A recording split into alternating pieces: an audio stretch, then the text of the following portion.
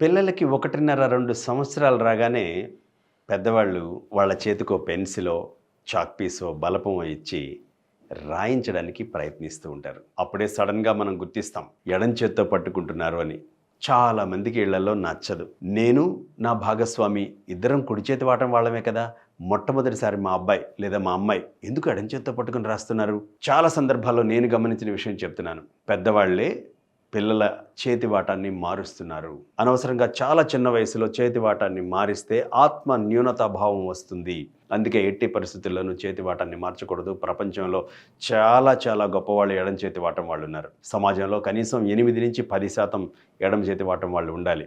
కానీ అవగాహన రాహిత్యం వల్ల 4-5% అది పడిపోయింది. అది సమాజానికి మంచిది కాదు. ఎడమ చేతి వాటాన్ని కుడి చేతి వాటానికి లేదా కుడి చేతి వాటం నుంచి ఎడం చేతి వాటానికి ఎట్టి పరిస్థితుల్లో చేతి వాటాన్ని మార్చకండి.